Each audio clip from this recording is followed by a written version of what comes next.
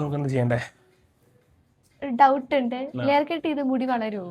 Layer cut ചെയ്താൽ മുടി വളരുമെന്ന് ചോദിച്ചാൽ നോർമൽ നിങ്ങളെ ഹെയറിൻ്റെ തിക്നെസ് എങ്ങനെയാണോ ആ രീതിയിലായിരിക്കും ഹെയറിന് കണ്ടീഷൻ പോകുന്നത്.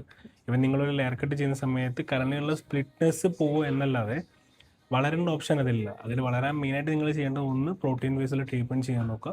രണ്ടാമത്തത് ഇൻസൈഡ് നിങ്ങൾ ഉള്ളിലേക്കുള്ള പ്രോട്ടീൻ ബേസ് നിങ്ങൾ ക്ലിയർ ആക്കുക.